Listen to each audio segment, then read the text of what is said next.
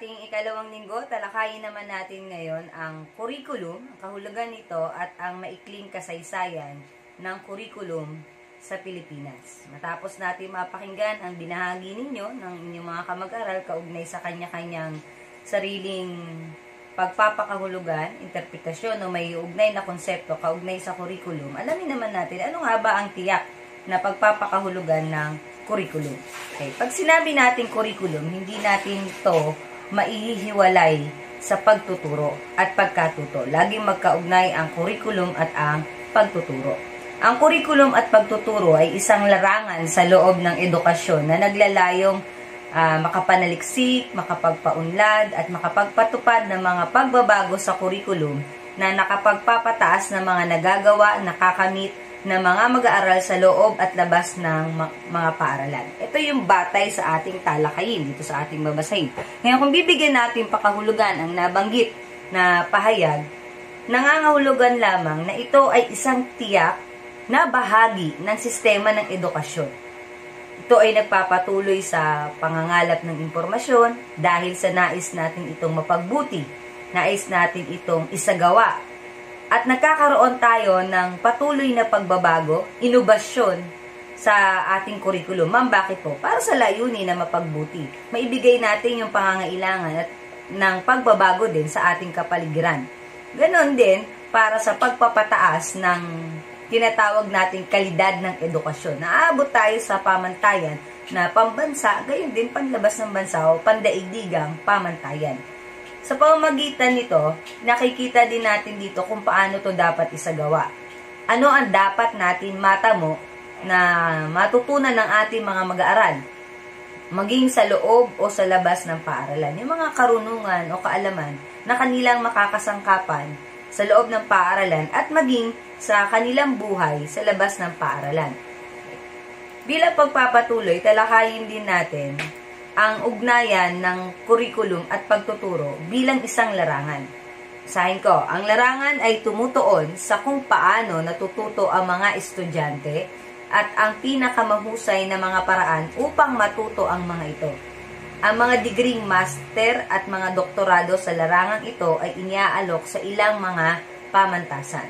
Nangangahulugan na ang higit na pagpapabuti at inobasyon para sa edukasyon ay hindi lamang nakatali para sa tiyak na pagdidisenyo at pagtatakda ng kung ano ang dapat ituro, paano dapat ituro. Maging sa larangang ito ay pumapasok pa rin ang pagsusulong at inobasyon sa mismong mga tagapagtaguyod o mga tagapagturo ng kurikulum ng Filipino. Kaya nga nagkakaroon ng pagpapatuloy na pagpapabuting profesional ang mga guro. Yun nga yung nabanggit, pagkakaroon ng patuloy na pag-aaral sa larangan ng Filipino para sa masterado at gayon din sa doktorado. And, ang curriculum, gaya ng inyong mga ibinahagi kanina, ng inyong mga iniugnay at sariling pagpapakahulugan sa curriculum, ito ay isang plano ng mga gawaing pampaaralan at kasama dito ang mga sumusunod. Basahin ko po sa inyo. Una, ang mga dapat matutunan na mag-aaral. O sa madaling salita, ano-ano ang mga paksa na dapat ituro ng guro o ano-ano ang mga paksa na dapat matalakay, matutunan na mag-aaral sa bawat antas mula unang baitang hanggang junior high at hanggang senior high, maging sa kolehiyo. Ikalawa, ang paraan kung paano tayahin ang pagkatuto. Ibig sabihin, dito din nagkakaroon ng disenyo o balak, plano kung paano dapat nagkakaroon ng pagtataya, paano magkakaroon ng ebaluasyon sa naging pagkatuto ng mag-aaral, sa naging proseso o ugnayan ng pagtuturo at pagkatuto. Ano ang naging output? Okay. Ikatlo, ang katangian ng mga mag-aaral kung paano sila matatanggap sa programa. Kinikilala din natin dito yung pagkakaiba-iba ng mga mag-aaral, individual na pagkakaiba-iba at ano ang kanilang dapat taglayin na katangian upang sila ay tumugon at kung sila ba ay angkop para sa pinipiling programa. At ikaapat, mahalaga din dito ang mga kagamitan para sa pagtuturo.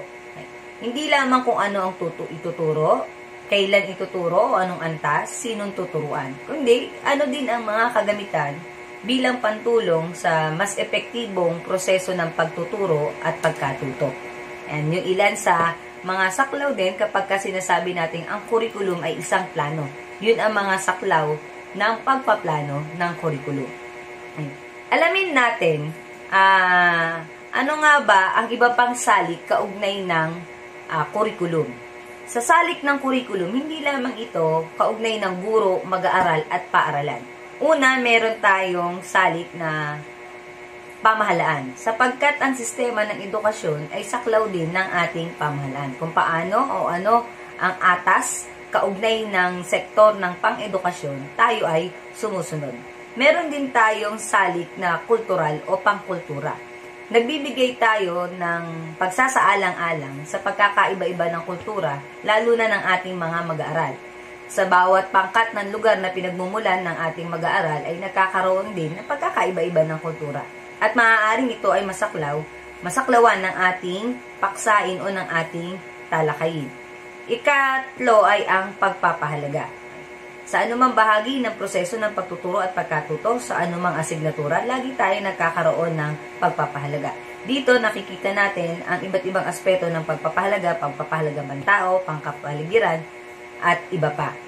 At huli ay ang relasyong pang-internasyonal, na kung saan ang paghubog, pagdidisenyo ng ating curriculum ay hindi lamang para sa pagtugon ng mga pangangailangang pambansa o kaya yung tinatawag natin domestic, lokal. Kung hindi, tayo ay naglalayon din na magkaroon ng ugnayang pang-internasyonal, magkakaroon ng pagtugon sa mga pamantayang pang-internasyonal nang sa gayon hindi nauhuli ang ating mga mag-aaral sa larangan ng edukasyon o pagkatuto. Ngayon, subukan nating silipin, ano nga ba ang kasaysayan ng curriculum sa Pilipinas? Paano ba nagsimula ang curriculum sa Pilipinas? Ano nga ba ang mga tinuturo noon pa? At hanggang sa ngayon, paano tayo nakarating sa ganitong panahon na ito na ang mga itinuturo? Isa-isahin natin. Ang pag-unlad ng curriculum sa Pilipinas sa bawat panahon, kung titignan natin na ibabatay sa kasaysayan ng Pilipinas, ay kakikitaan ng iba't ibang tuon ng curriculum. Maaari natin itong baybayin doon na rin sa pagkakayugto-yugto o bahagi ng kasaysayan ng Pilipinas. Okay. Una, tignan natin bago pa dumating ang mga Kastila. Paano ba ma'am ang curriculum ng pagtuturo o ano ang itinuturo at ano ang dapat matutunan sa panahon na bago dumating ang Kastila? Una, basahin natin. Panahon bago dumating ang mga Kastila. Ang pagtuturo ay nakatuon sa loob ng tahanan na mga pangunahing gawain upang mapatuloy na mabuhay, payak at karaniwan. Dito, ang tunguhin lamang ng proseso ng pagtuturo at pagkatuto ay batay sa kanilang pangangailangan. Sa bawat araw na kanilang mga gawain pambahay, ang layunin siyempre nito sa pagsasagawa ay upang mabuhay. Gawain na makapangalap ng kanilang pagkain, gawain para makapagluto, gawain para maisagawa at makapagpatuloy ng kanilang buhay sa pang-araw-araw. Kaya sa panahon na bago dumating ang Kastila, meron na tayo na sistema ng edukasyon. Meron tayong sistema ng pagtuturo at dapat matuto. Ito nga yung pagsasali ng kaalaman. Halimbawa sa pagpapatuloy na mabuhay, pangangalap ng pagkain, katulad ng pangangaso, pagtatanim, o kaya pangingisda.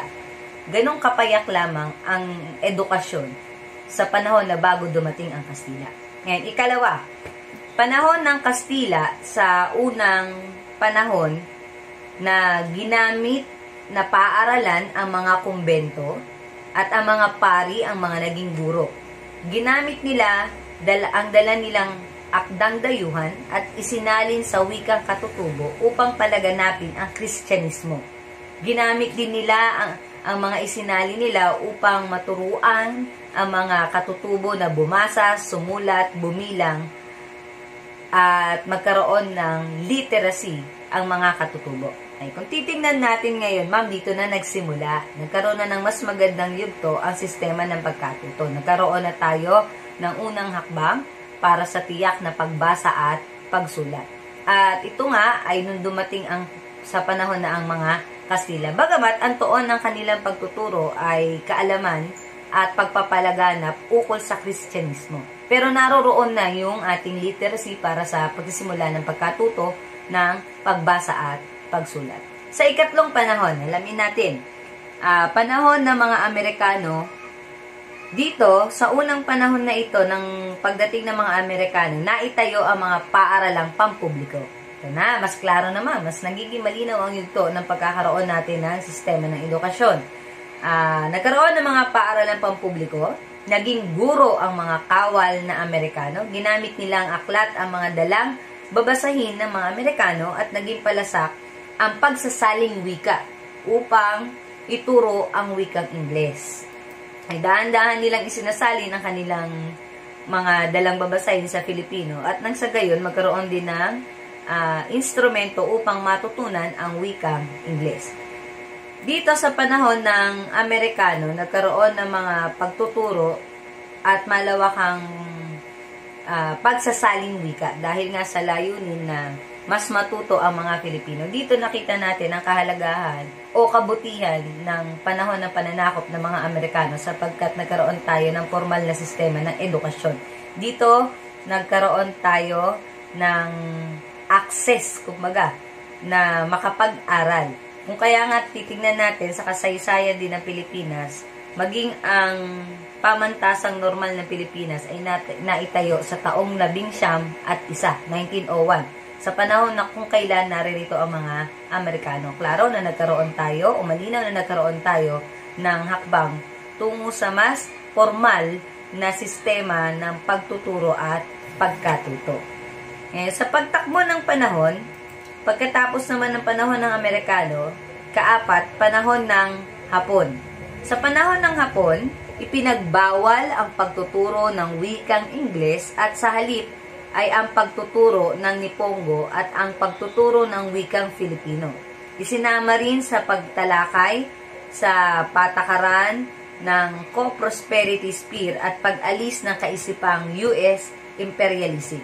Ma'am, sa bahaging ito, sa panahong ito na nagkaroon na ng pagpapatuloy, bagamat nagkaroon ng pagpapatuloy ang sistema ng edukasyon ng Pilipinas, makikita natin na nagkaroon ng bahid dito ng politika sapagkat yung pagtransisyon o pagpapalit ng mananakop. Makikita natin dito yung disgusto ng mga namamahalang Hapon sa mga Amerikano. Kaya bagamat nagkaroon tayo ng magandang simula para sa sistema ng edukasyon sa panahon ng Amerikano, pagdating sa panahon ng Hapon, nagpatuloy naman ang mga pagtuturo pero ang pinatigil nila ay ayaw nilang ginagamit ang wikang Ingles. Sariling wika natin ang ipinagamit at pinagamit din naman nila ang kanilang wika. Ngayon nga, nagkaroon din ng malinaw na pag-aalis. No? Inaalis nila yung kolonyal na kaisipan sa mga Filipino.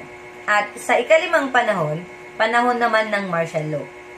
Ayon dito, sa panahon ng martial law at noong taong 1986 na panahon ng revolusyon, ipinatupad sa panahon nito ang bilingual na edukasyon, population education at family planning, taxation, land reform at pagpapatibay sa pagpapahalagang Filipino. Ma'am, unti-unti na mas nagiging technical, mas nagiging malawak ang nagiging nilalaman ng kurikulum o bahagi ng edukasyon ng Pilipinas. Nagkakaroon tayo ng mahisigit na kaalaman. Dito nagkakaroon tayo ng tiyak na edukasyon para sa pangangailangan ng, sabi nga kanina ng isa sa nagbahagi sa inyo, yung kaalamang panlipunan. Diba? Malinaw dito yung population education, family planning, at maging taxation. Ito yung mga kaalamang panlipunan. Yung may ugnayang panlipunan na dapat ay natututunan ng mga mamamayan. Okay. Sa pagpapatuloy, ika-6, kasalukuyang panahon. Sa kasalukuyang panahon, mas nakilala na ang panahon na ito bilang panahon ng makina at teknolohiya. Ma'am, ito na po ba yung panahon na kilala namin? Oo. Ito na ngayon yung inyong panahon na kinabibilangan, na kung saan gumagamit tayo ng iba't ibang kagamitang technical, yung tinatawag natin mga gadgets, cellphone, tablet, laptop, computer, at iba pa. Dito na nagkakaroon tayo ng iba't ibang paraan o access para sa pagtatamo ng karunungan. Kaya nga sa panahon natin, katulad niyan, ang ating klase ay nasa synchronous na talakayan, online na klase. Diba? Tayo yung bahagi ng panahon na ito. Ngayon, dako tayo naman sa mga pananaw, kaugnay ng curriculum at wikang Filipino. Kung titignan natin ayon sa Komisyon ng Wikang Filipino bilang bahagi ng curriculum at sistema ng ating edukasyon. Ayon dito, ayon sa Komisyon sa Wikang Filipino ng legal na ahensyang naatasang mamahala sa patuloy na paglinang ng wikang pambansa, ang Filipino ay katutubong wika na ginagamit sa buong bansa bilang wika ng komunikasyon at mga etnikong grupo. Bahagi ng ating curriculum sa Batayang Edukasyon, Filipino Curriculum para sa Batayang Edukasyon, ang una nating kasangkapan o instruksyon sa pagtuturo ay ang wikang Filipino. Unang usapin ay ang pagiging integratibo. Sa usaping curriculum sa Filipino, ito ay integratibo. Bakit po? Basahin ko po sa inyo lahat. Integratibo ang mga paksang aralin sa Filipino ay naiugnay sa iba pang mga disiplina at sa tunay na buhay. Nakapaloob din dito ang pagkatutong nakatuon sa mag-aaral at ang integrasyon ng apat na kasanayan. Ang mga estratehiyang participative, facilitative at consultative ay mga katangian ng pag-aaral na integratibo. Malinaw po, kagaya ng pagsasanib natin ng paglilinang ng kasanayan o yung apat na makro kasanayan, pagbasa, pagsulat, pakikinig at pagsasalita. Bahagi ito ng pagkakaroon ng integrasyon sa iba't ibang paksang aralin sa Filipino. Ang bukod po sa integratibo, ano pa po? Okay, ang ikalawa natin ay ang collaborative. Okay, pag sinabi natin collaborative, sa prinsipyong ito naman, natututuhan ng mga mag-aaral ang paggalang sa kakayahan at opinyon ng iba. Natututo rin silang magtulungan, bagbahaginan ng mga kaalaman, at natututong tumulong sa kamag-aral sa oras ng pangangailangan. Kung babalikan natin yung pagpapakahulugan kanina, kaugnay ng curriculum, di ba? Na ito ay plano, ito ay pagpapahalaga, ito ay mga takdang matutunan na mag-aaral na hindi lamang karunungan sa loob ng paaralan, kundi maging sa labas ng paaralan. Dito papasok din yung aspetong collaborative o prinsipyo ng pag-collaborative, kung saan nagkakaroon ng pagkatuto na may pakikiisa, partisipasyon, kasama ang kamag-aral, at gayon din magkakaroon ng pagkilala sa opinyon ng iba at magkaroon ng pagbibigay ng pakikipagtulungan kung may nangangailangan ka mag-aral, maging loob o labas ng pampaaralan na pagkatuto. Yun po yung ating integratibo at yun ang ikalawa naman ay collaboratibo. Okay, kung titingnan natin pangkabuuan, ang Filipino sa Antas Elementarya ay asignatura na kung saan nais nating linangin ang mga kasanayan ng ating mag-aaral sa apat na makro kasanayan. Ito nga yung pakikinig, pagsasalita, pagbasa at pagsulat. Kung titignan natin ang saklaw ng mga pagsasanay sa pakikinig, tulad ng mga masusing pagkilatis o kaya pagkilala ng mga ideya sa mga napapakinggang materyales, pag-unawa sa kanilang napakinggan, gayon din sa pagsasalita upang maging mas mahusay sa larangan ng pagpapahayag, matutong makapagpahayag ng saloobin at ng ideya, mahasa sa tamang pagbigkas ng mga salita, makagamit ng mga iba't ibang salita sa kanilang pagpapahayag. Sila ba ay nakababasa at mayroong nabubuong malawak na bokabularyo o talasalitaan para sa pagpapakahulugan ng iba't ibang salita? Nagkakaroon ba ng mahusay na paggamit at pagkilala ng iba't ibang salita? Dahil pagbasa, di ba? Dapat maging ito ay mula sa antas na unang baitang. Dapat papaunlad ang mag-aaral, papaakyat, lumalawak o dumadami ang mga salitang nauunawaan. Okay. Gayon din sa paraan ng pagsulat, mula sa tiyak na pagsulat ng letra, salita, pangungusap, talataan, artikulo, sanaysay, hanggang sa kritikal na nakasusulat ng mag-isa o nakalilika o nakabubuo na ng sariling sulatin ang ating mag-aaral. Ito yung mga paunang layunin na malinang natin sa ating mga mag-aaral sa curriculum sa Filipino sa unang antas, sa antas elementarya. Okay. Kung iisa-isahin natin, halimbawa nito sa unang baitang, maaaring ang asahan natin sa Filipino sa curriculum ng elementarya ay nakabibigkas, nakababasa ang mag-aaral ng alpabeto. Pwedeng nakahiwalay yung ating patinig kaysa sa katinig. Maaaring sa ikalawang baitang ay nakapagsasabi na ang mag-aaral ng mga pangunahing diwa na kanilang napakinggan. Pwedeng nakinig ng awitin o di kaya ay nakinig ng maikling tula. At kanilang mailalarawan ang mga tao, bagay o puok na pinapaksa ng kanilang pinakinggang awitin o tula. Maaaring sa ikatlong baitang, ang halimbawa ay nakapagsasalaysay na ba ng sariling buod ang mag-aaral sa kanyang napakinggan o nabasang maikling kwento.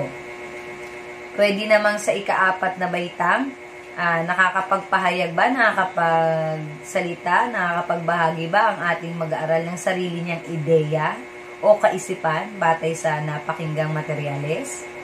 At sa ikalimang baitang naman, pwede naman ang asahan natin ay nakapagbubuod na ba ang mag-aaral ng kanyang nabasa o kaya ay napakinggan, nakabubuo ba ng sariling pangungusap o pahayag ang ating mag-aaral.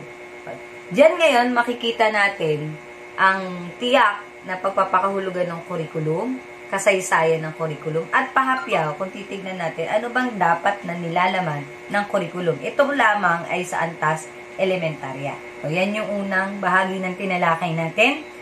Linawin ko yung ating pahulugan ng curriculum, pahapyaw na kasaysayan, at paunang nilalaman ng curriculum sa Pilipino sa Batayang Edukasyon, Antas Elementarya, na maaari nating asahan. Malinaw po ba yung ating mga paksang tinalakay?